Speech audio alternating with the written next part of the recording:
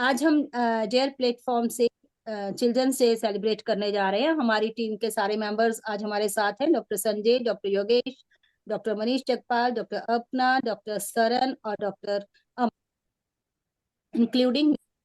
तो हमारी कोशिश रहेगी कि हमारे पास जितने बच्चे गेस्ट आए हैं हम उनके सभी सवालों का उनके जितना भी हो सके बेहतर जवाब दें और उनको समझा सकें। तो आज का प्रोग्राम भी है वो होस्ट बच्चे ही कर रहे हैं, वही होल्ड करेंगे। तो welcome Vani and Ananya, over to Vani. Yes, good evening everyone. हम सब यहाँ इकट्ठे हुए हैं to celebrate a very special day, children's day. हर साल इस दिन हम बच्चों को इम्पोर्टेंस देते हैं और उनको खुश रखने की कोशिश करते हैं। चिल्ड्रंस डे दुनिया भर मनाया जाता है और हर देश में इसे मनाने का कोई एक अंदाज होता है। इंडिया में हम 14 नवंबर को पंडित जवाहरलाल नेहरू का जन्मदिन चिल्ड्रंस डे मान के मनाते हैं। 14 नवंबर को वो चाचा नेहरू, हम उनको बुलाते थे, वो बच्चों से बहुत लगाव रखते थे। उनका मानना था कि बच्चे हमारे भविष्य हैं और हमको बच्चों को प्यार, अच्छी शिक्षा और बड़े बड़े सपने देखने का हक मिलना चाहिए। चिल्ड्रंस डे सिर्फ बच्चों के लिए नहीं है, लेकिन ये दिन सब बड़े लोगों को याद दिलाता है कि हमारी रिस्पॉन्सिबिलिटी है कि हम एक ऐसी दुनिया बनाएं जहां हर बच्चा फील सेफ एंड लव्ड। आजकल के बच्चे सिर्फ और एग्जाम्स और स्कूल का प्रेशर नहीं झेलते, लेकिन एनवायरनमेंट और सोशल मीडिया का भी स्ट्रेस झेलते हैं। और उनका साथ देना और उनको खुश रखना is society's responsibility. This day reminds us कि ये हमारी रिस्पॉन्सिबिलिटी है कि हर एक बच्चा feel safe and lives a happy healthy life, क्योंकि बच्चे ही हमारे फ्यूचर है। Over to Ananya. एक बच्चे की परवरिश जितनी मजबूत होगी उतना ही मजबूत उसका और उसके देश का भविष्य होगा। On this occasion of Children's Day, let's celebrate the joy of being a child and promise ourselves to be kind to each other. Dare team ने आज हम बच्चों को अपने थॉट्स और व्यूज शेयर करने की एक गोल्डन अपॉर्चुनिटी दी है ताकि हमारी मेंटल और फिजिकल ग्रोथ दोनों ही बहुत अच्छे से हो सके। सो नाउ ओवर टू मानी।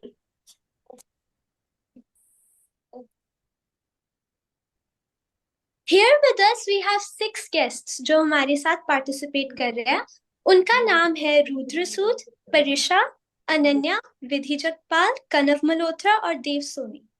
First I would like to introduce Rudra, जो क्वेश्चन पूछे। दोबारा से शुरू recording। परीक्षा, हमारे कहीं पे भी बर्न हो जाता है, उस मोमेंट पर हमें सबसे पहले क्या करना चाहिए? ओके रुद्र, आपका क्वेश्चन है कि बर्न जब आपको हो जाता है, आपको बर्न हुआ है? हुआ है। कब हुआ है? दिवाली के दिन पे रात पर। ओके, पहले तो पटाखे आपने दूर रख के चलाने थे, जो पटाखों के आप पास गए हो, ठीक है, वो आपने नहीं करने थे। दूसरा, आपको जब भी बर्न होता है पहले एकदम से पानी डालना है और फिर मम्मा को बोलना है कि वहां पे कोई कोल्ड क्रीम, ठीक है, कोई सिल्वर नाइट्रेट जेल आता है एक, वो लगाना है और साफ कपड़ा, कॉटन का कपड़े से उसको ढकना है ताकि उसके ऊपर मिट्टी ना पड़े, फिर डॉक्टर के पास जाना है, ठीक है। और वैसे भी आप छोटे बच्चे हो तो आग से दूर रहना है, पटाखों से दूर रहना, आप पास जाके चलाओ ही मत। अगर पटाखे चलाने हैं तो आप दूर रहो, बड़ों को कहो कि वो पटाखे चलाएंगे, ठीक है। ओके। हाँ जी, और क्वेश्चन? कुछ और क्वेश्चन आप करो। अगर हमारे होली के दिन पे वो वाटर कलर हमारे कोई भी बॉडी पार्ट में चला जाता है, तो उस मोमेंट्स पे हमें क्या करना चाहिए? देखो, वाटर कलर कहीं बॉडी में नहीं जाएगा, आपकी नोजी में जा सकता है, आपके ईयर में जाएगा, है ना। तो जैसे ही कान में जाता है आप कान ऐसे कीजिए, हिला लीजिए, उसको निकाल दें और मम्मा को बोलना है हल्के से कॉटन के कपड़े के साथ साफ कर लेना है, लेकिन आपको ईयरबड अंदर नहीं डालनी कान, अगर ठीक है। माउथ में चले जाए? तो आपने प्लेन वाटर के साथ कुल्ला करके थूक देना। ओके। और कोई सवाल आपका कोई है? अगर हमारे कहीं पे भी पिन लग जाए, अगर वो स्किन में से निकले ना, तो उस मोमेंट्स पर हमें क्या करना चाहिए? फिर तो डॉक्टर ही आपके पास आपका पिन को निकालेगा ना, क्योंकि आपको पेन होएगा, आपके पिन अंदर चले जाएगा। पहले तो आप पिन से खेलोगे नहीं, बच्चे छोटे। अगर पिन फिर भी सडनली चला गया है तो आप डॉक्टर के पास जाओ, वो खींच के निकालेगा और ब्लड को रोके। उसको पूरी तरह से दबाना है फिंगर को, अगर खुद से भी निकालनी है पूरी फिंगर को दबा देना है, ताकि ब्लीडिंग ज्यादा ना हो। ठीक है। अगर हम्म। अगर उससे ब्लड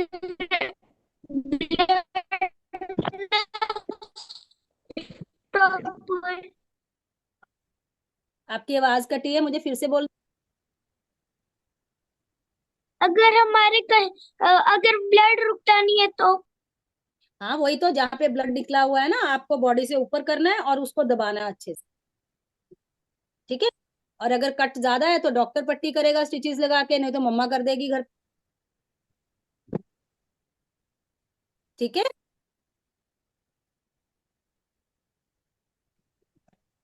कुछ और भी है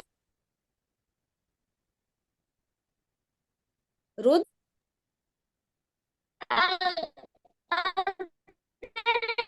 हमारी कहीं पे भी हाथ में का उस मोमेंट पे हमें क्या कैसे कैसे फिर से बोलो। अगर हमारे पैर या हाथ में काम चला जाता है, उस मोमेंट्स पर हमें क्या करना चाहिए? अच्छा, पहले तो आप कांच के पास करने क्या गया थे, आप छोटे बच्चे, आपको नहीं जाना चाहिए ना। अगर घर में भी कांच टूट जाता है तो कांच की सफाई वहां पे सफा फटाफट सफाई करनी है। फिर भी अगर गलती से आपको कांच लग गया है तो कांच को पहले वहां से निकालना है, फिर उसको पानी में डाल के साफ करना है, प्रॉपर गंदा खून निकाल देना है, और फिर पट्टी करनी है। और फिर अगर पैर में लगा है तो फिर चलना नहीं है आप। ओके, ओके चलो, thank you Rose. Thank you. I love you रोज।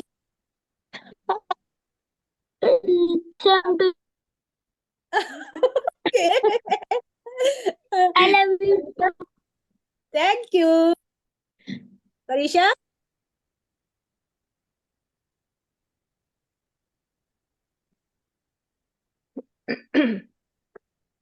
परीक्षा।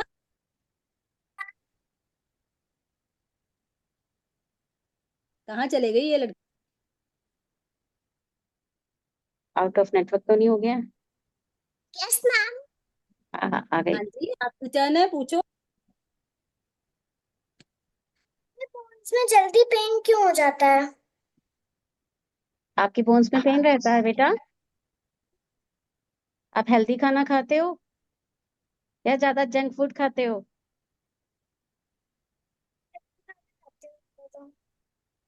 अच्छा बेटा, ऐसा होता है जब हम ग्रो करते हैं ना, तो हमारी बोन्स में ग्रोइंग पेन भी होता है। और कई बार ये पेन जो है वो कैल्शियम डेफिशिएंसी से होता है, अगर हम हेल्दी और न्यूट्रिश फूड नहीं खाते हैं।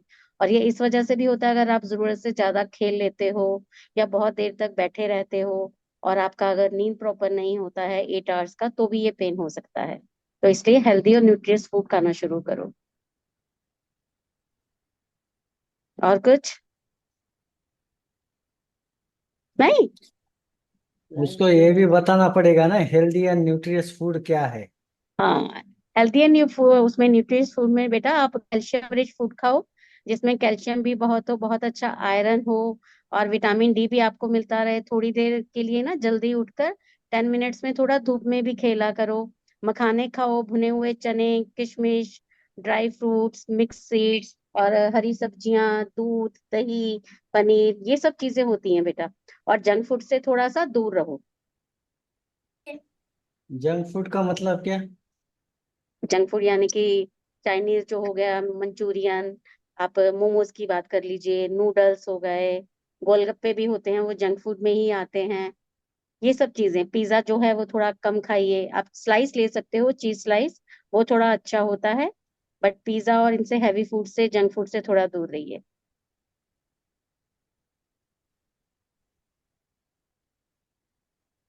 और क्वेश्चन? और कोई सवाल नहीं है? ठीक है। परीक्षा, आपको राइम भी तो सुनानी थी। हम्म। Children's Day. We are the stars. We shine so bright. Our dreams are bold. Our hearts are light. Let's all unite and make the world feel pure delight. Happy Children's Day. Very Thank good. you. Happy Children's Happy Day. Children's Children's Day Day बेटा। to you also. Prisha आप doll लग रहे हो, एंजी लग रहे हो, बहुत beautiful लग रहे हो बेबी। लव यू बेटा।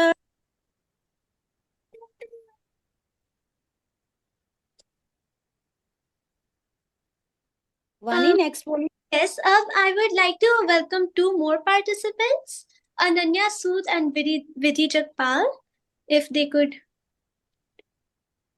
यस, तो मुझे एक बात करनी थी कि जब हमें सोशल एंजाइटी होती है तो हमें नर्वस, स्ट्रेस्ड और खुद के बारे में बहुत इनसिक्योर फील होता है। तो ऐसी सिचुएशंस में हम अपने आप को और अपनी फीलिंग्स को कैसे कंट्रोल करें? I would also like to add to this question, जैसे इस ग्रोइंग स्टेज पे है ना, हमें जैसे हमारे पेरेंट्स या टीचर्स हमें क्रिटिसाइज भी करते हैं, तो उस क्रिटिसिज्म से हम कैसे डील करें और हम कैसे पता लगाए कि इट्स अ गुड क्रिटिसिज्म और a bad criticism for us. Okay, it's बहुत इम्पोर्टेंट क्वेश्चन है ये, क्योंकि ग्रोइंग बच्चे बहुत फेस करते हैं ये इशू। तो सबसे पहले हमें ये देखना है कि क्रिटिसिज्म कहाँ से आ रहा है। अगर आपको कोई अननोन बंदा या दूर का बंदा जो आपके बहुत क्लोज नहीं है, आपको ये देखना है कि क्या वो आपका वेल विशर है या एम ही कोई अनजान बंदा है। अब मान लो कोई पेशेंट मेरी क्लिनिक में आके बोले, डॉक्टर साहब आपका ये नहीं साफ, ये ऐसे पड़ा है, ये ऐसे पड़ा है, ऐसे पड़ा है। या आपने कोई फंक्शन ऑर्गेनाइज किया है, उसमें कोई भी रैंडम बंदा आके उसमें कुछ नुक्स निकालने लग जाए, और स्पेशली हमें ये देखना है कि क्या उस पर्सन की इंटेंशन हमें पब्लिकली क्रिटिसाइज करने की है। अगर वो आपके इतना क्लोज भी नहीं है और आपको पब्लिकली रैंडमली क्रिटिसाइज कर रहा है, तो मैं बोलूंगा उस क्रिटिसिज्म के लिए आप अपने आंख और कान बंद कर लो। It might not be very important, हो सकता है उस इंसान की इंटेंशन बहुत अच्छी ना हो। ऑन द अदर हैंड, अगर क्रिटिसिज्म आपके बहुत करीब के इंसान से आ रहा है, कोई जो आपके बहुत पास है, जो आपका वेल विशर है, और स्पेशली आपको अकेले में अलग ले जाके आपको कुछ समझाने की कोशिश कर रहा है, आपकी कोई कमी निकाल रहा है, तो आपको एक्चुअली उस क्रिटिसिज्म को बहुत ओपनली लेना चाहिए। आपको उस क्रिटिसिज्म की इवन फाइनर डिटेल्स में जाना चाहिए, क्योंकि that person is wanting to do something good to your life. वो आपके लिए कुछ अच्छा कर सकता है, वो आपकी कुछ ऐसी कमियां जो हम एज अ पर्सन, हमारा एक ब्लाइंड स्पॉट है, नहीं देख पाते हैं, उसको वो निखार सकता है, हमारी पर्सनैलिटी। तो ये क्रिटिसिज्म के बारे में मैं कहना चाहूंगा कि be very much aware who is criticising you. और आपको जो अलग से क्रिटिसाइज करेंगे लोग, हेल्दी क्रिटिसिज्म करेंगे, वो आप देखोगे वो लोग होंगे जो आपको प्यार करते हैं। अब दूसरा क्वेश्चन जो अनन्या ने पूछा था, वो बहुत इंपॉर्टेंट है, और क्योंकि ग्रोइंग बच्चे जब पब्लिक में जाते हैं, परफॉर्मेंस में जाते हैं या सोशल गैदरिंग्स में जाते हैं, तो उनको एंजाइटी होती है। तो आप ये सोचो कि आपको फियर क्या है उसमें, या आपको फियर है फियर ऑफ बीइंग जज्ड, लोग क्या सोच रहे हैं। हेलो। उसमें आप ये अंडरस्टैंड करो। हाँ। संजय सर, आप म्यूट कर लेंगे या तो उसमें आप इस चीज को बहुत अच्छे से देखो कि जो भी आप लोग सोच रहे हो ना, जो आप सोच रहे हो वो इतना इम्पोर्टेंट नहीं है। जरूरी नहीं है कि लोग भी वही कुछ सोच रहे हैं जो आप सोच रहे हो। आप सोच रहे हो लोग मेरे बारे में क्या सोच रहे हैं, मैं कैसी लग रही हूँ, मेरे बाल ठीक लग रहे हैं कि नहीं, लोग हंसेंगे मेरे ऊपर, और ये सब आपके ही दिमाग में चल रहा है। जो लोग आपको देख रहे हैं उनके दिमाग में ऐसा कुछ भी नहीं चल रहा है। This is just only making you anxious because these are your own thoughts. You are not responsible for but what other persons think about you. What other people think is none of your business. ये आप अपनी ही anxiety से आप कैसे निकल सकते हो बाहर, क्योंकि जब आपको पता लग गया कि ये एंजाइटी तो मेरी खुद की बनाई हुई है, तो इसमें से बाहर निकलना भी बहुत आसान है। और थोड़ा सोशल एंजाइटी के लिए मैं कुछ होमवर्क्स दे सकता हूं आपको। आप थोड़ा पब्लिक में जाके कुछ क्रेजी करो, कुछ थोड़ा सा अपने आप के ऊपर मजाक करो। जिस चीज से आपको डर लगता है उसको बार बार रिपीट करो, ताकि एक टाइम पे आके आप में वो क्या कहते हैं, डर के आगे जीत है, आप विन कर लोगे एक टाइम पे आके उस सिचुएशन को। सो अंडरस्टैंड, ये सिर्फ आपका ही बनाया हुआ डर है, जिससे आप ही खुद को बाहर निकाल सकते हो। लोग वो नहीं सोच रहे जो आप सोच रहे हो।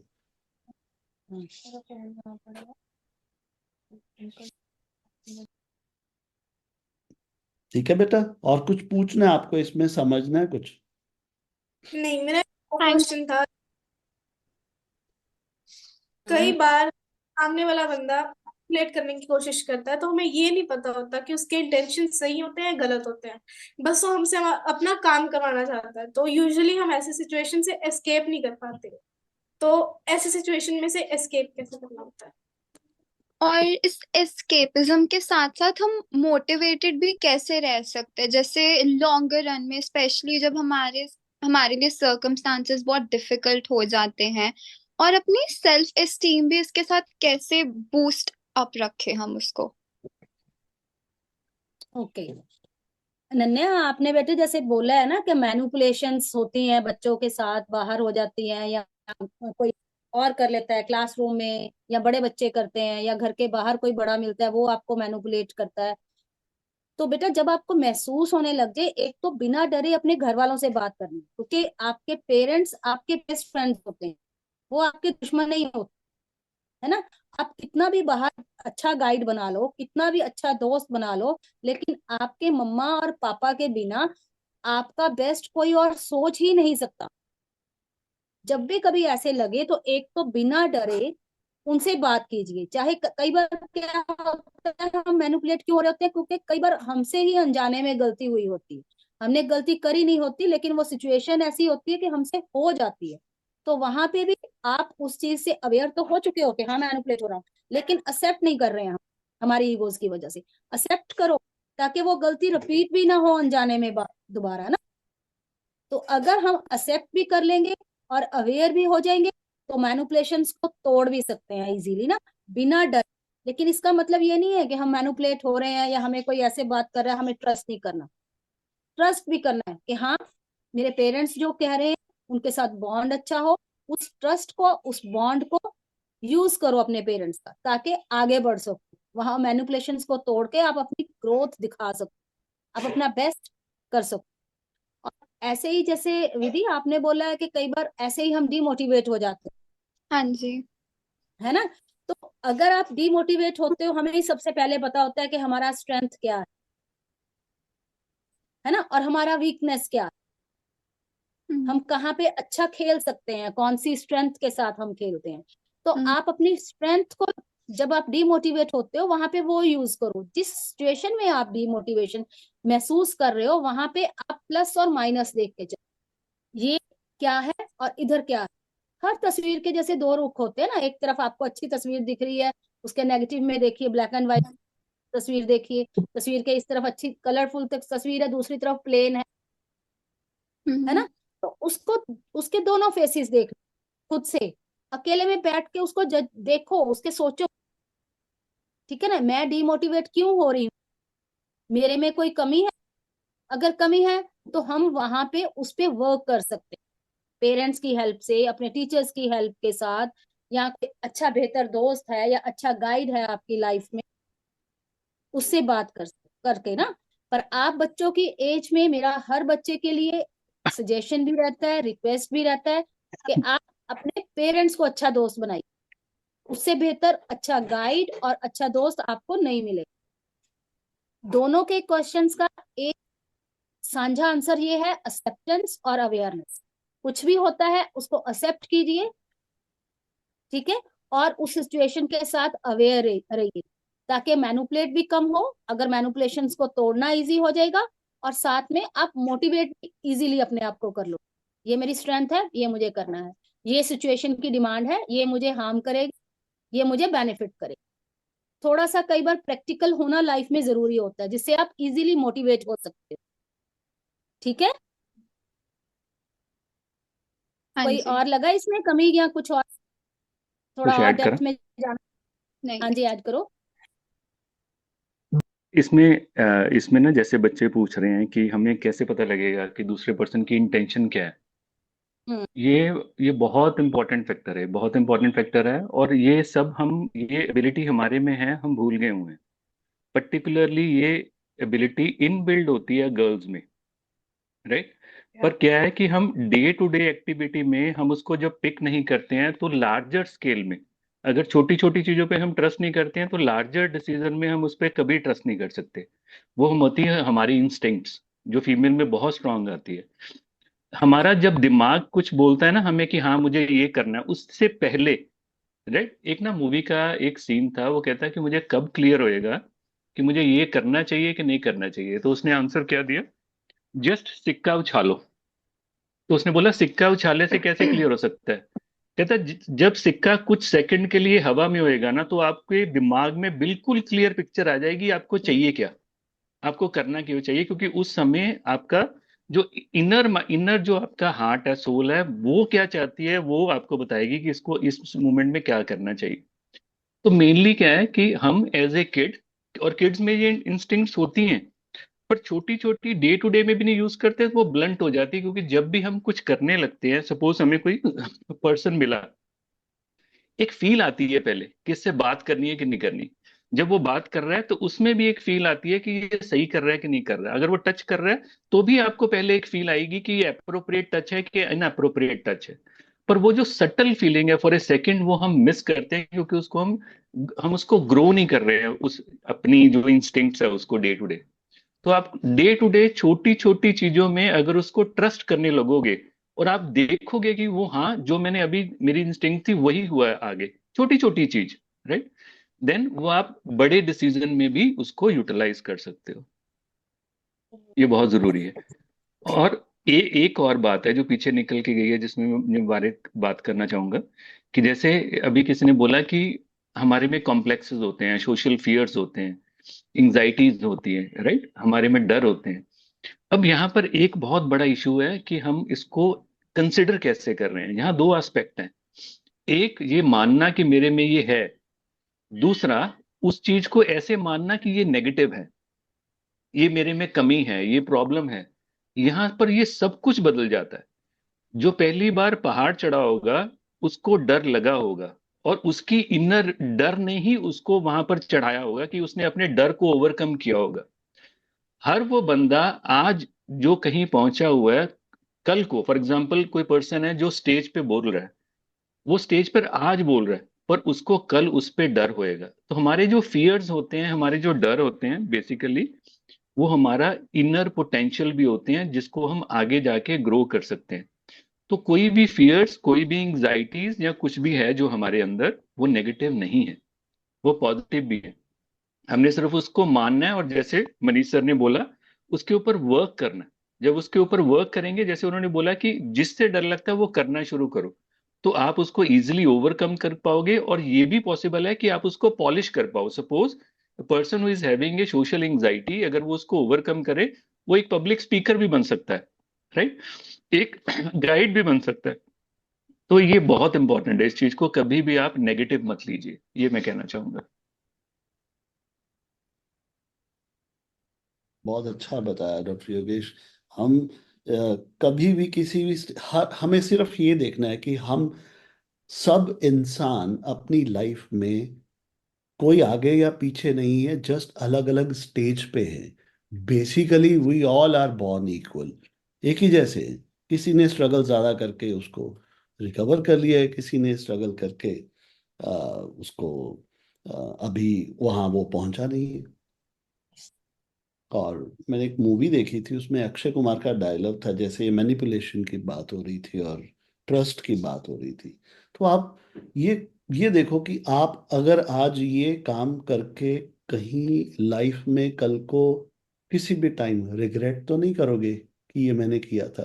तो आपके डिसीजंस, दूसरे बंदे की इंटेंशंस जो आपको मैनिपुलेट कर रहा है कुछ भी करने के लिए, बिफोर डूइंग इट आपके दिल में एक अलार्म जरूर बजेगा कि हाँ, कल को मैं ऐसा ना कोई काम करूं जिसके लिए कल को मुझे रिग्रेट करना पड़े।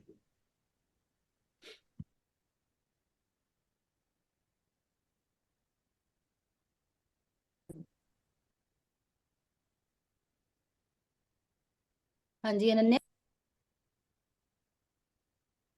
हाँ जी, तो मेरा एक और क्वेश्चन था कि मेरे एज ग्रुप के बहुत सारे बच्चों पे एकेडमिक स्ट्रेस होता है, तो मतलब उनको मैनेजमेंट नहीं करनी आती कि बहुत सारी एक्स्ट्रा क्लासेस होती है, स्कूल्स में एक्स्ट्रा आवर्स होते हैं, सेल्फ स्टडी के लिए भी टाइम नहीं होता, लेजर टाइम के लिए भी उनके पास कुछ नहीं होता। तो इसको मैनेज कैसे करें, सभी को बैलेंस कैसे करें?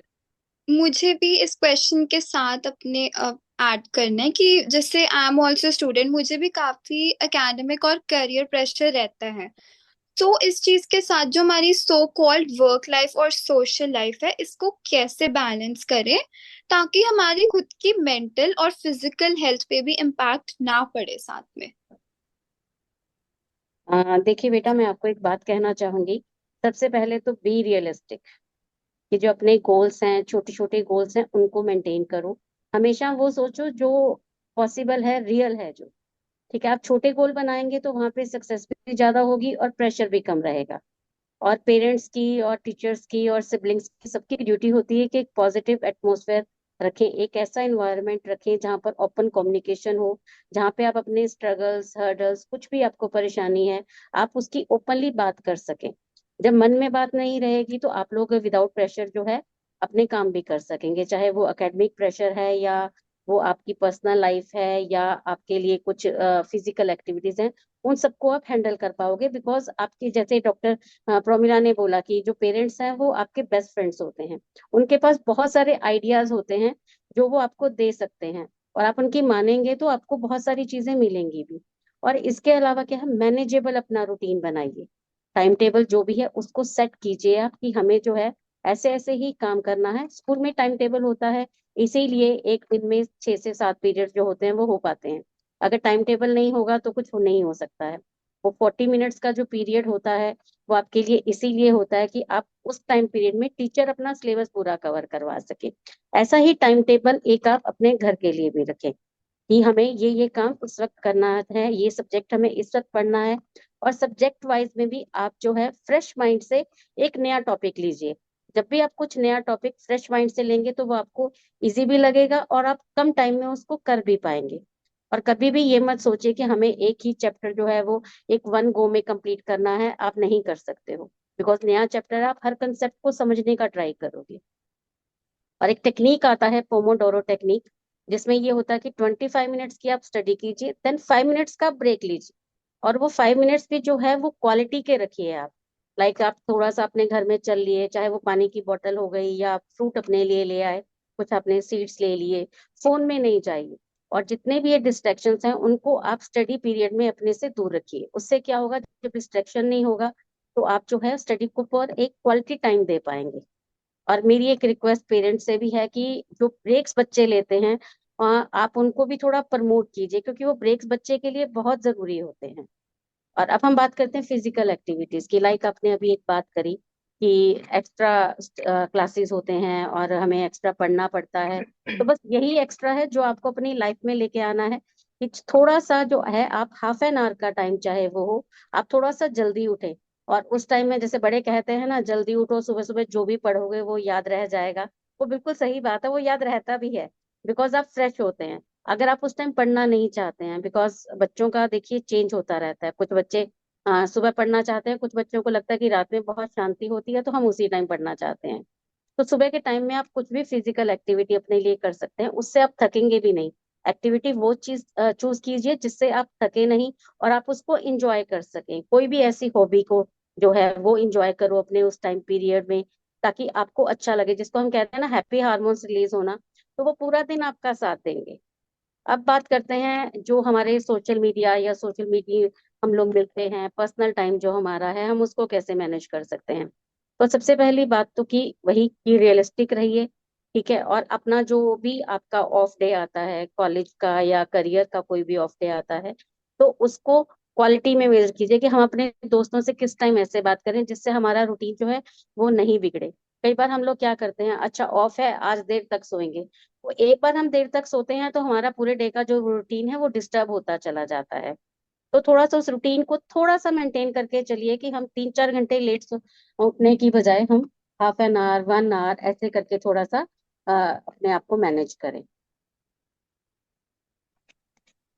मतलब जो ऑफ तो डे हम कर रहे हैं, चीट डे उसको बना रहे हैं, उस चीट डे को चीटिंग में नहीं रखना, उसको भी हाँ, डिसिप्लिन से, उसको भी क्वालिटी में रखिए आप, क्वालिटी कि में जो रखना। करेंगे क्वालिटी से करेंगे। हम्म। Thank you.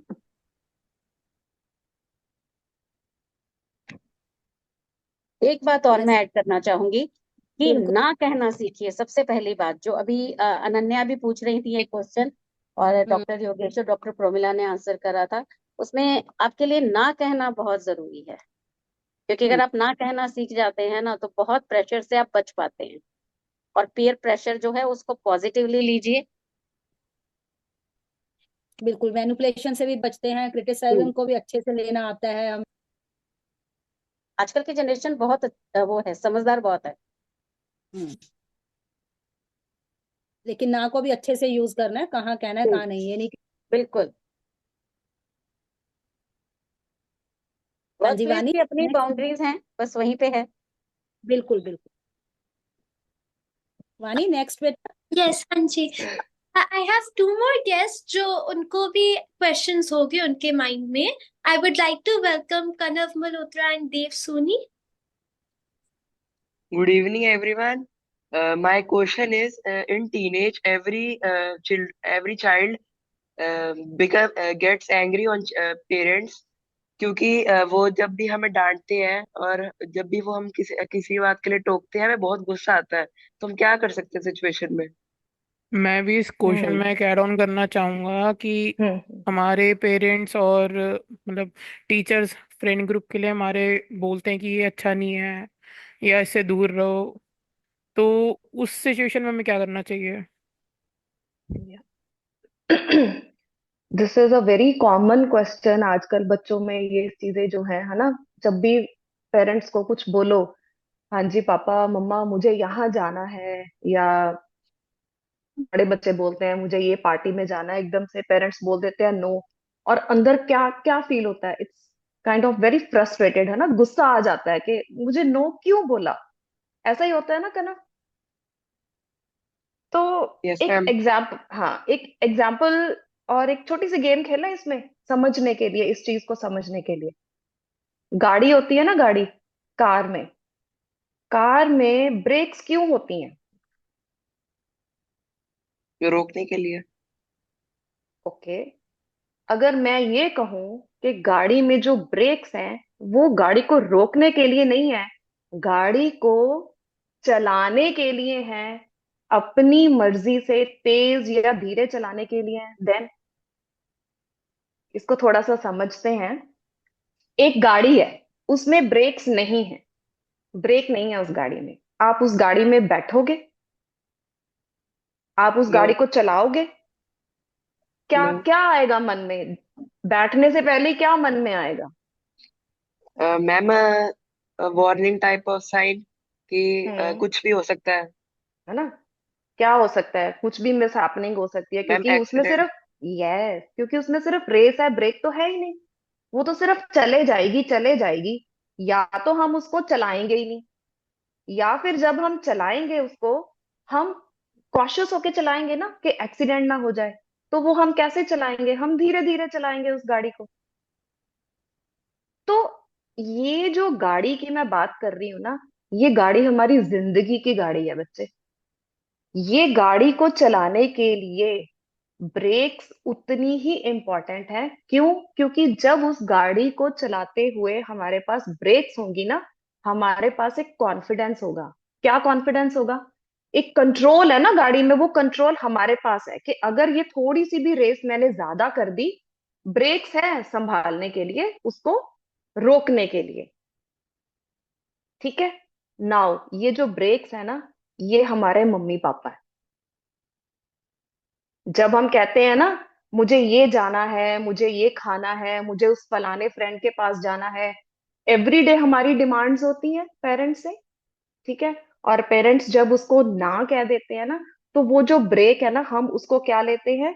हम पेरेंट्स वो ब्रेक, वो कंट्रोल, वो क्यों लगाते हैं? क्योंकि वो आपको कुछ ऐसी मिस हैपनिंग्स, जो एक्सीडेंट्स बोल लो, या कुछ इस तरीके की कुछ घटनाओं से, या कुछ आपके साथ कुछ बुरा ना हो जाए, मे बी वो उनका कुछ एक्सपीरियंस रहा हो, उनके पास्ट से रहा हो, उसको बचाने के लिए वो आपको ना बोलते हैं। तो ये रिस्ट्रिक्शन की फॉर्म में जो ब्रेक्स होती है ना, एक्चुअली वो रिस्ट्रिक्शंस नहीं होती, वो प्रिकॉशंस होती हैं। वो आपको कुछ प्रिकॉशनरी उसमें रखना चाहते हैं विद टाइम। तो जब अब करना क्या है, अब आप पूछोगे ठीक है, तो ये चीज पहले बताओ, ये चीज समझ में आई? पहले आपको उनका पर्सपेक्टिव समझना है कि अगर वो आपको ना बोल रहे हैं तो वो क्यों बोल रहे हैं। ना हाउ टू हैंडल दिस। देव भी यही पूछ रहा है कि है ना, कुछ फ्रेंड्स जो हैं वो हमें, पेरेंट्स बोल देते हैं कि ये वाला फ्रेंड ग्रुप इज अच्छा, मतलब यहाँ नहीं जाना आपने, क्योंकि जैसे जैसे अभी कनव छोटा है, देव जैसे बड़ा हो गया, तो आपकी कुछ और डिमांड्स हो जाती हैं, कि अब हम बड़े हो गए हैं, हम 18 साल के होने वाले हैं, हमने अब पार्टीज में जाना है, ऐसे करना है। तो जब आप पूछते हो तो व्हाट इज द स्टेप, आपको जब भी बात करनी है अपने पेरेंट्स से, always always stay calm and just listen to them. तो जब आप बड़े आराम से, प्यार से, क्योंकि जनरली एक बड़ा कॉमन है, आपने कुछ पूछा, पेरेंट्स ने बोला नहीं, क्यों नहीं, क्यों नहीं, हम इस तरीके से बोलना स्टार्ट कर देते हैं, है ना? क्यों? मेरा वो भी फ्रेंड जा रहा है, आप हमेशा डांटते रहते हो, आप हमेशा मना करते रहते हो। तो एक एंगर हम पहले ही ले आए, पहले ही हमने रिएक्ट कर दिया। अब उस रिएक्शन से क्या पेरेंट्स आपको बोलेंगे? प्यार से बोलेंगे, एक बार बोलेंगे, दूसरी बार आपको डांट के चुप करके बिठा देंगे। Now take another example, let's try कि अपने गुस्से को थोड़ा सा हम, वो जो एकदम से आया है ना सुनने के बाद, उसको थोड़ा शांत करें। ओके, ओके, सुने। ओके पापा मम्मा, आप क्यों मना कर रहे हो? यू कैन आस्क, बड़ा पोलाइटली। कई बार तो आपको एक्सप्लेनेशन वो दे देंगे कि हाँ ये कारण है, इसलिए मैं आपको मना कर रहा हूं, तो वो XYZ कोई भी रीजंस हो सकते हैं।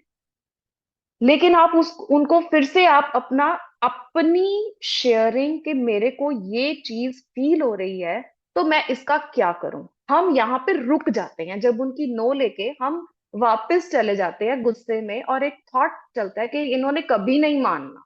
और नेक्स्ट टाइम भी जब हम कोई भी परमिशन लेने जाते हैं, हमारे बैक ऑफ माइंड में वो पिछले की स्टोरी चल रही होती है, इन्होंने नहीं मानना, इन्होंने नहीं मानना।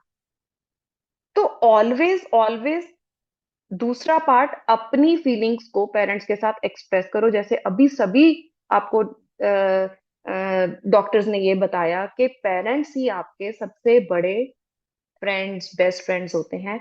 हमेशा try to maintain a bond in the form of sharing. हमेशा उनसे बात करो अपनी फीलिंग्स की। सबसे पहले सबसे बड़ी बात कि now I felt this kind of frustration, गुस्सा, मैं क्या करूं, मैं गुस्सा नहीं होना चाहता लेकिन मुझे गुस्सा आ रहा है। इस तरीके से उनसे बात करो, फिर वो आपको समझाएंगे। लेकिन जरूरी भी नहीं है कि वो हर बार आपको ऐसी एक्सप्लेनेशन दे जो आपको वो लगे कि हाँ ये मेरे अकॉर्डिंगली थी। तो जस्ट उस सिचुएशन को एक रिफ्लेक्ट बैक करना है कि अगर वो हमें मना कर रहे हैं तो इसके पीछे कोई ना कोई एक लाइफ लेसन होगा जो शायद मुझे आज समझ में नहीं आ रहा, मे बी थोड़ी दिनों बाद या थोड़े सालों बाद मुझे समझ में आएगा। दूसरी बात, इस तरीके के बिहेवियर से जब आप काम और इस तरीके से आराम से उनसे सुनोगे, बात करोगे, अपना फीलिंग्स एक्सप्रेस करोगे, रादर देन बिल्कुल शट करके भाग जाओगे, रादर देन आप उसको बात करोगे फीलिंग से, आप अपना एक बॉन्ड जो है पेरेंट्स से गहरा बनाते चले जाओगे। एक बार, देन दूसरी बार, देन तीसरी बार, मे बी फोर्थ टाइम आपके पेरेंट्स आपको, मेरा बच्चा ना मुझे लग रहा है अब समझदार हो रहा है, चलो लेट्स इसको इतना हम छोड़ के देखते हैं, क्या ये अपने आप को संभाल पाएगा। क्योंकि बच्चे हमेशा, पेरेंट्स जो हैं वो ऐसे ही नहीं छोड़ देंगे आपको। क्यों? क्योंकि वो सबसे ज्यादा प्रेशियस दुनिया में आप ही लोग हो उनके लिए। तो वो जहां पे भी उनको लगेगा, डेंजर लगेगा या कुछ भी, बिकॉज यू नो अभी आप इतने बड़े हो गए हो, आपको समझ है कि सोसाइटी में क्या कुछ हो रहा है, किस तरीके का माहौल है, कैसा पीयर ग्रुप है। वो ट्रस्ट बनाने में थोड़ा सा आपको टाइम जो है वो देना पड़ेगा। उसमें आप कुछ छोटे छोटे काम है कि आप अपने फ्रेंड्स को पेरेंट्स के साथ मिला सकते हो, अपने फ्रेंड्स के पेरेंट्स को आप अपने पेरेंट्स के साथ मिला सकते हो, so that they can know each other. ये छोटी छोटी सी बातें हैं।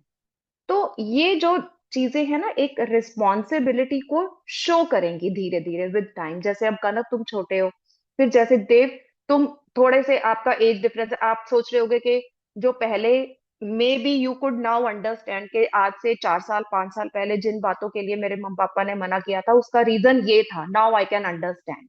तो ऐसे ही जो जिस सिचुएशन में आज आप हो, मे बी आज से 5-10 साल बाद या 6-7 साल बाद आपको रियलाइज हो कि मेरे पेरेंट्स ने मुझे उस बात के लिए अगर रोका था, उस फलाने फलाने फ्रेंड के पास जाने के लिए या पार्टी में जाने के लिए, उसका ये रीजन था। तो this is the whole game, this is the only thing. Be in communication, always express your feelings, चाहे आप वो नेगेटिव फीलिंग है चाहे पॉजिटिव फीलिंग है, यू शुड शेयर। आपके पेरेंट्स को बहुत खुशी होगी जब आप उनसे ये इस तरीके की अपने फ्रस्ट्रेशन और अपने गुस्से की ये जो बातें हैं, हम उनके साथ बैठ के जब हम करेंगे, and they can explain you, और you can have you know एक जो ट्रस्ट है वो आप जीत पाओगे। एंड आई प्रॉमिस यू, इस तरीके के बिहेवियर से, जब आप एक रिस्पॉन्सिबिलिटी जब आप शो करोगे अपने ऐसे बिहेवियर से, वो जो छोटी छोटी चीजें जो आपको लगता है कि नहीं मानते हैं या नहीं उस तरीके से, वो भी मे बी वो माननी स्टार्ट कर देंगे। I think I have cleared Very this good. I point. think I will summarize it in 3 Yes. words. Yeah, Trust, sure. trust, communication and maturity. Yes. यही Yes. आपको लाइफ में gain करना है Yes. अपने parents का। Ma'am, my next question is, every boy have to want to have a good physique. So, ma'am, I also go to gym to get a good body physique. So, is this good to go to gym? इसमें एक और question मैं add on करना चाहूंगा कि मैं भी gym जाता हूँ, तो वहाँ पे जो ट्रेनर्स वगैरह होते हैं तो वो भी कहते हैं कि सप्लीमेंट्स ले लो, फास्ट बॉडी अचीव कर पाओगे आप। तो ये लेने चाहिए? हेलो कनव एंड देव, बहुत अच्छा लगा कि आप लोग अपने हेल्थ से इतने रिलेटेड हो कि हाँ हमें अभी बॉडी बनानी है। यस, आई वुड से कि आजकल जैसे हम देखते हैं कि बहुत सारे बच्चे बहुत अच्छी अच्छी स्पोर्ट्स में जा चुके हैं। तो ये तो नहीं ओवर द नाइट वो लोग इसमें चले गए कि 1 डे में सीख लिया और then they go to Olympics and all. उन्होंने 10 years लगाए अपनी बॉडी को बिल्ड अप करने के लिए। तो एक्सरसाइजेस करने की एज अगर हम देखें तो it starts from 7 to 8 years, जहाँ पे हम small small little little exercises under proper guidance start कर सकते हैं। ठीक है। अब ये कई बार कहा जाता है कि जब हम एक्सरसाइज करते हैं या वेट्स उठाते हैं या कुछ उठाते हैं तो उससे हमारी हाइट जो है वो भी शॉर्ट रह जाती है। ऐसा कुछ नहीं है। अगर हम जैसे स्कूल में जाते हैं, हैवी वेट का बैग भी उठाते हैं, ठीक है, और उतना ही अगर हम डंबल्स भी उठाएं, इट्स सेम।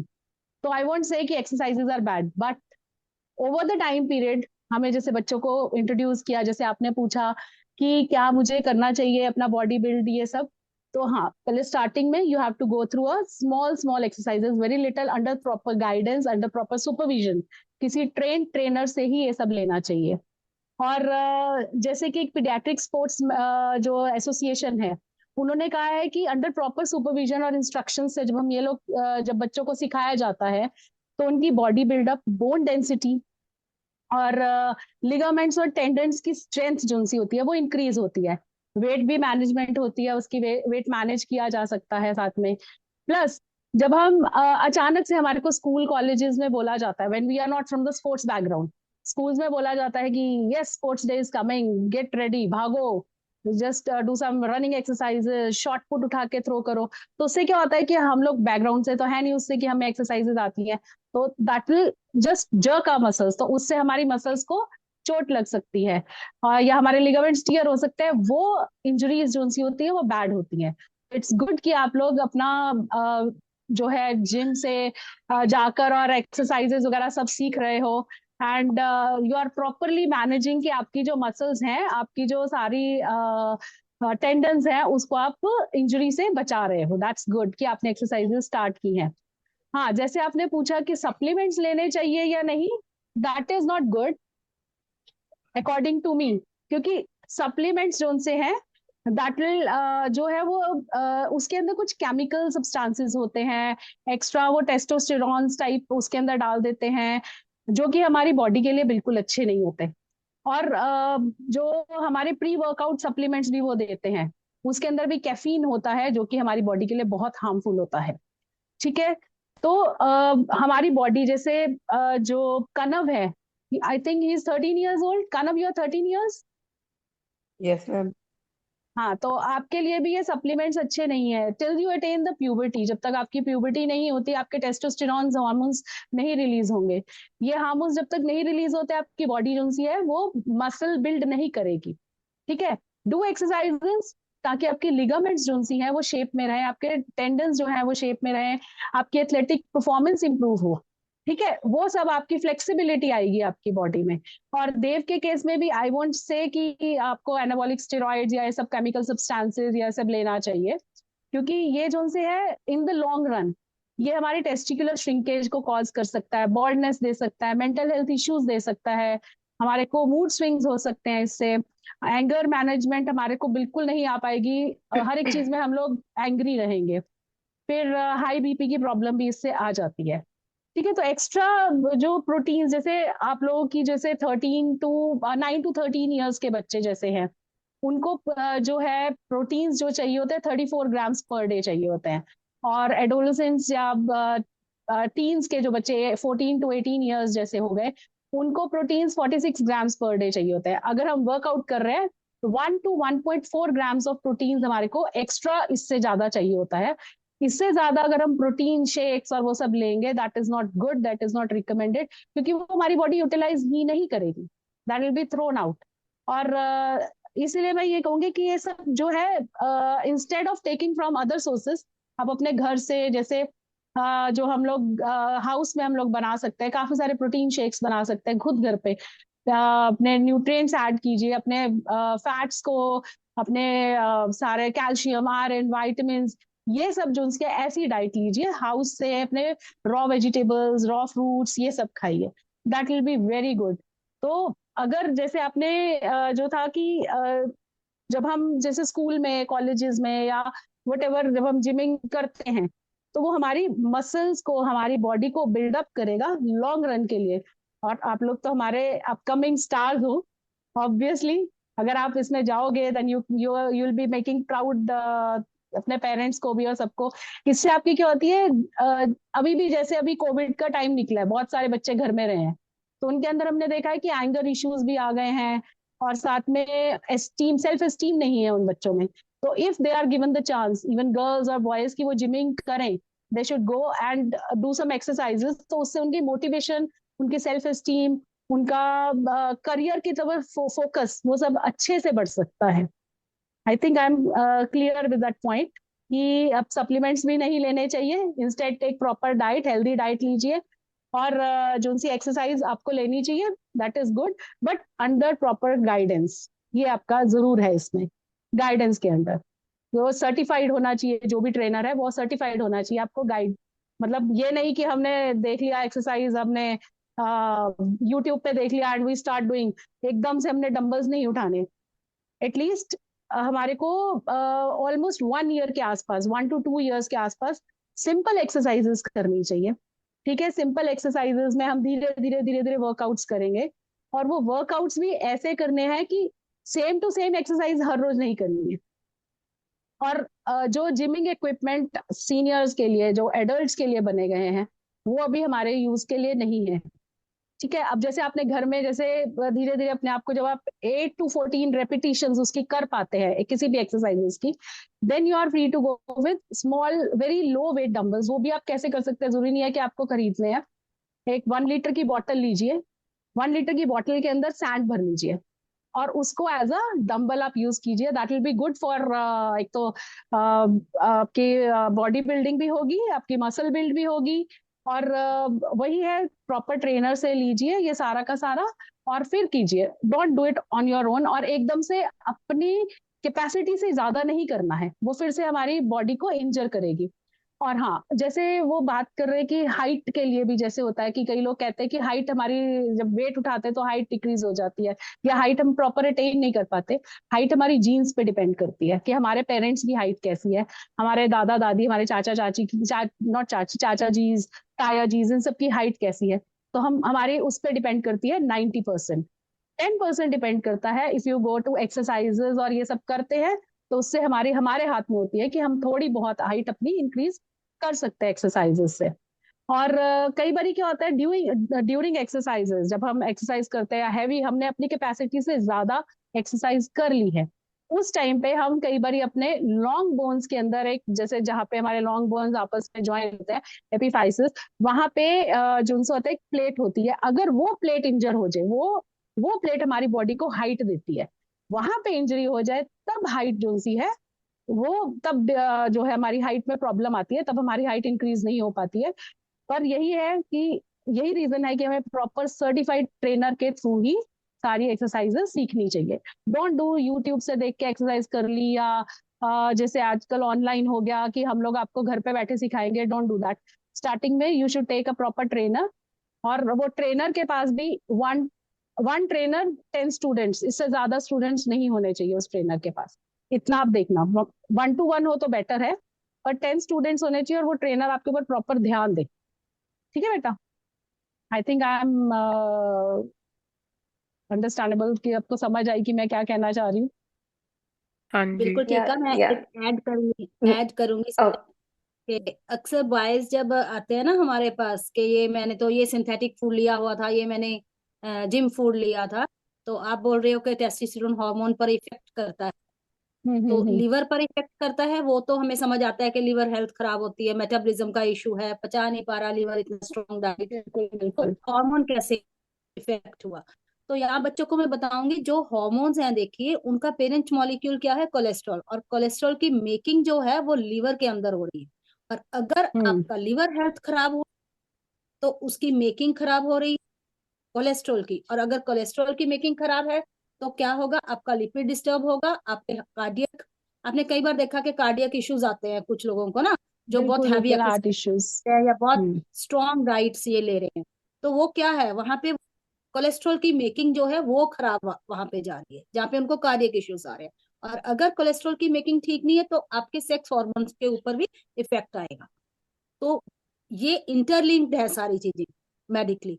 तो अगर आप ये चाहते हो कि आप आगे कंटिन्यू करो अपनी हेल्थ अच्छे से, तो बेहतर ये है कि हम नेचुरल डाइट ज्यादा अच्छे से लें।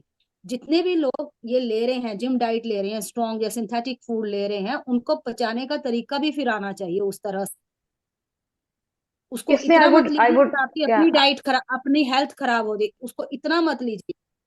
उसकी भी एक आई लिमिट होती है कि हाँ इतना इस लिमिट में ही लेना है, इससे आपने ज्यादा नहीं लेना, आपके साथ इतना वाटर इनटेक होना चाहिए, आपकी इतनी एक्सरसाइज होनी चाहिए, या है ना, उसका भी एक जोन वाटर है, इनटेक आपको वो इंक्रीज चीजें होना फॉलो चाहिए करनी इसमें। है। हर कोई घर में बैठ के, आजकल ये फैशन हो गया मसल मास बढ़ाना है, बॉडी अपना फिजिक अच्छा करना है, बॉयज में एक ट्रेंड हो गया हुआ है, तो वो सब आपके ही नुकसान में। Actually I would like to add here, ये चीज का डर इसलिए बैठा है because I am into nutrition line also, कि ये चीजें जो है इसका एक तो मिथ बहुत बड़ा है कि अगर मैं एक्सरसाइज कर रहा हूं तो मुझे ये वे प्रोटीन या जो भी सिंथेटिक फूड जिसकी आप बात कर रहे हो वो लेना है। This is wrong. If you are taking balanced diet in the form of good carbohydrates, good fat and good protein from your dietary sources, आपके लिए वो बिल्कुल ठीक है।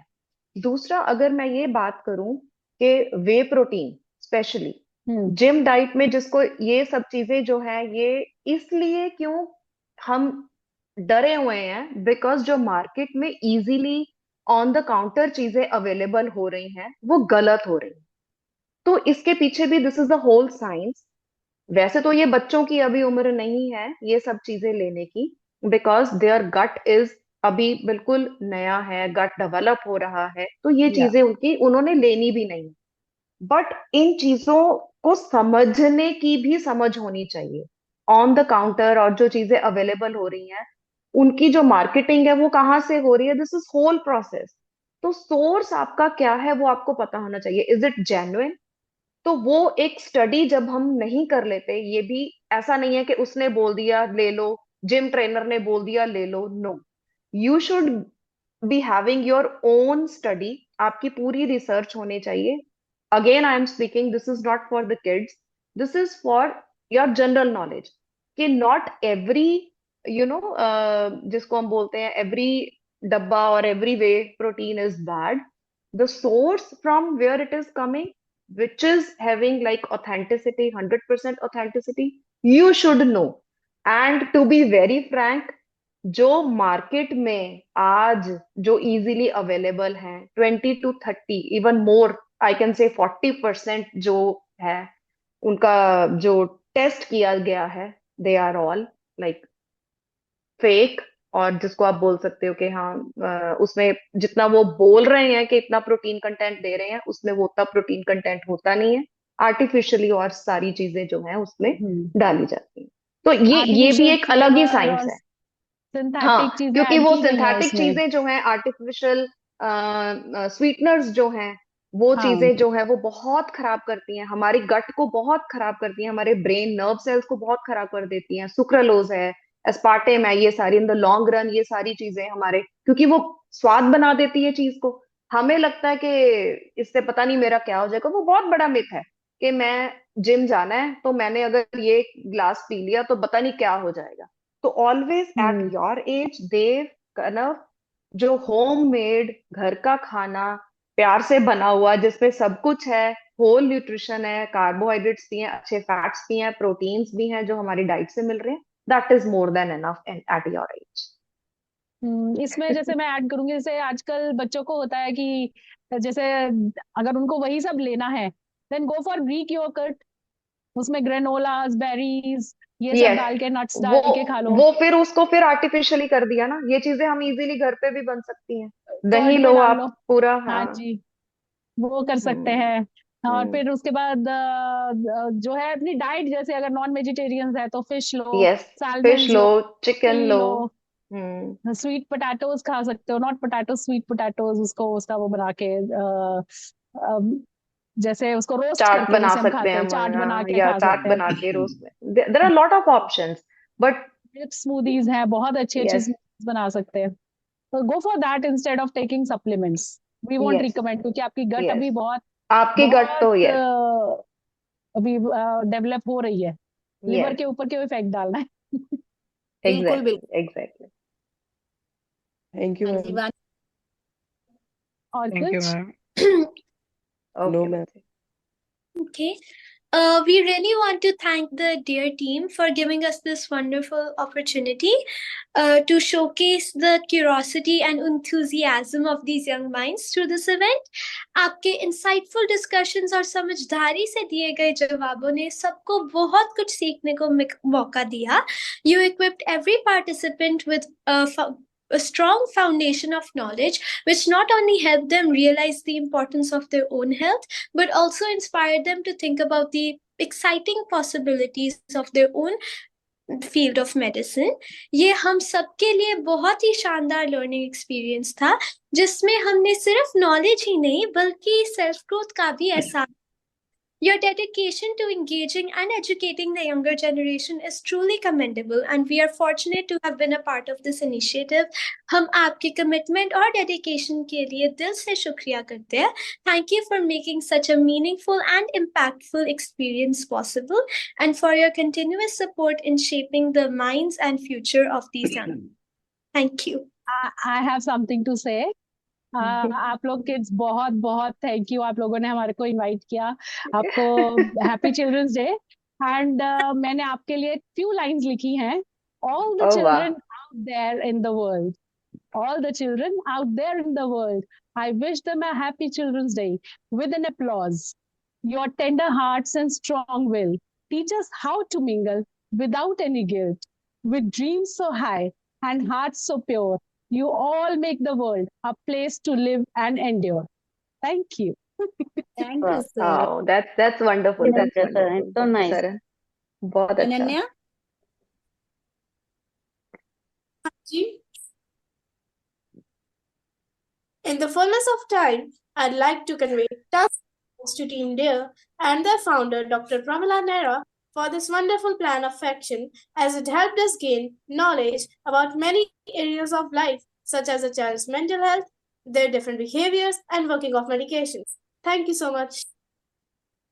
थैंक यू बच्चों, आप लोगों की वजह से आज हमको भी, जो हमारी नेक्स्ट जनरेशन है, जो हमारे देश के बच्चे हैं, भविष्य है, उनके साथ रूबरू होने का पता लगा। और हमें भी पता लगा कि हमारे बच्चों के दिमाग में क्या क्या चलता है, हमें कहाँ फोकस करना है अपने फ्यूचर को देखने के लिए, क्योंकि आप लोग ही हमारे कंट्री का फ्यूचर हो, हमारा फ्यूचर हो।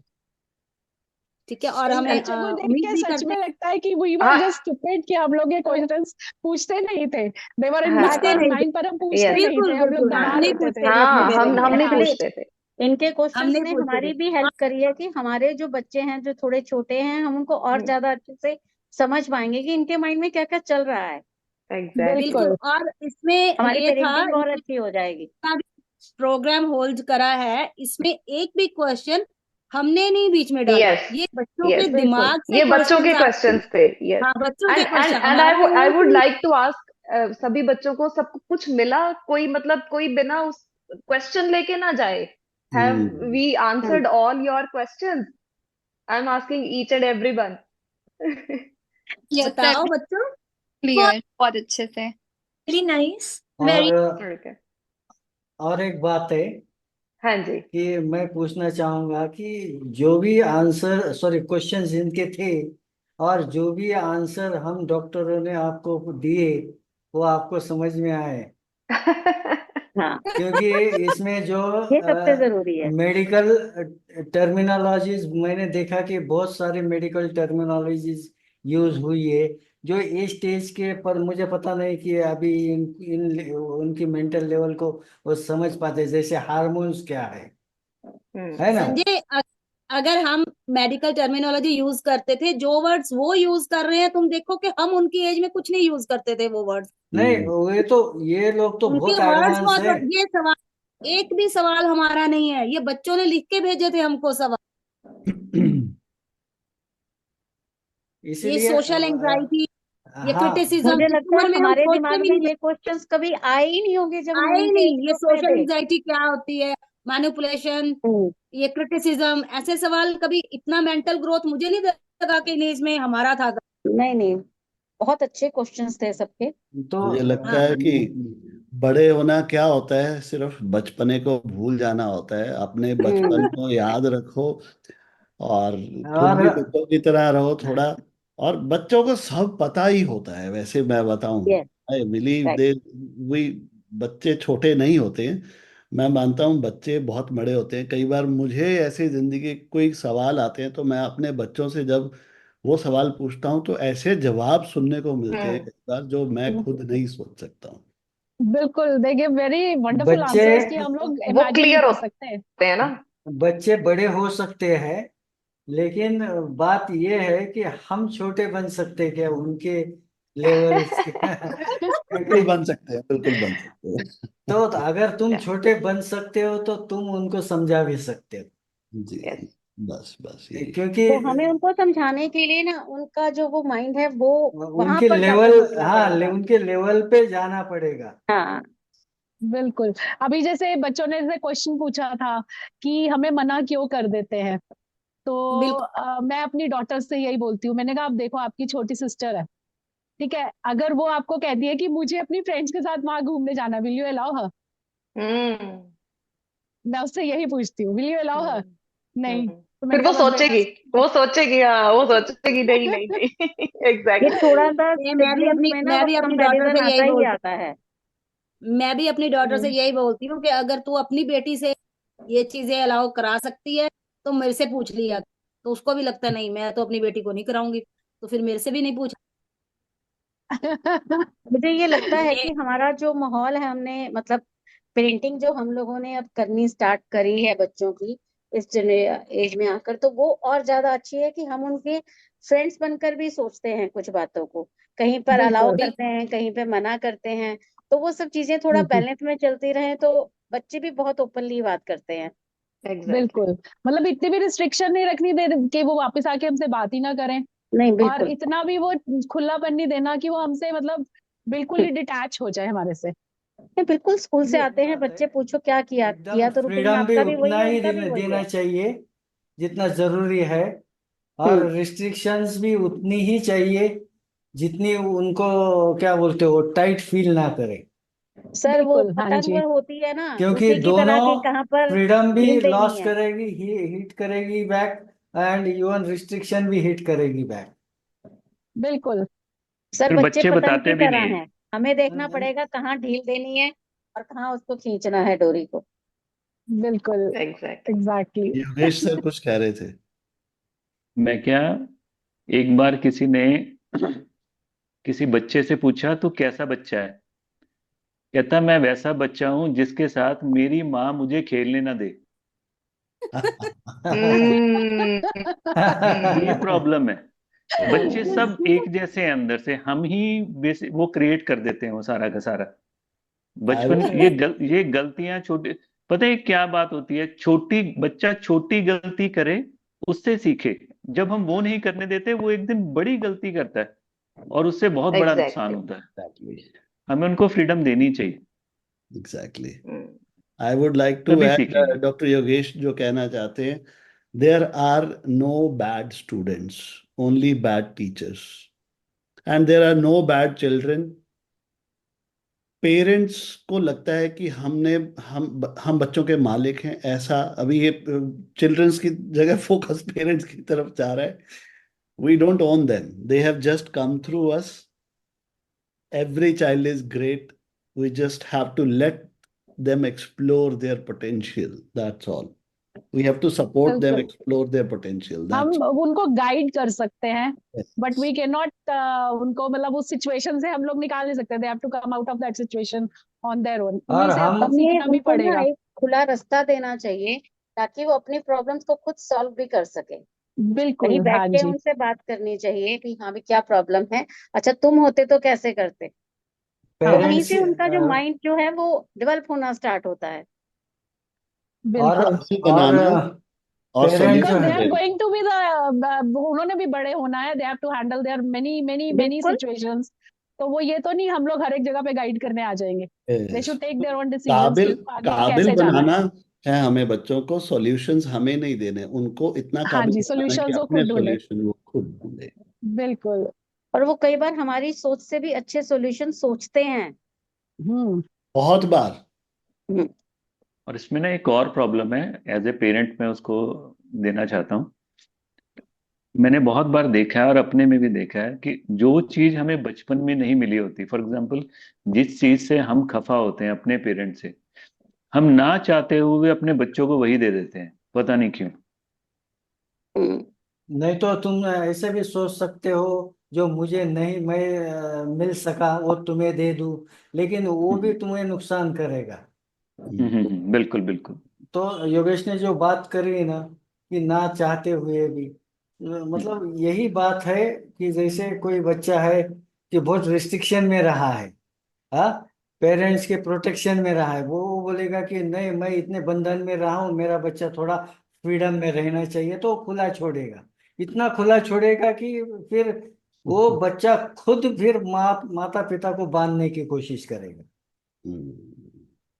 तो यस ये सर। गलत होता है कि हम लोग यही बात है कि कितना बांधना चाहिए। ये स्केल है ना, ये एक लिमिट में, जो लिमिट है हम समझनी चाहिए। बच्चों को पता नहीं, हम बोलते कि मुझे बच्चों को ये देना है जो मुझे नहीं मिला। अरे उसको चाहिए क्या, ये पहले पूछो। हम्म उसकी चाहत कोई और है।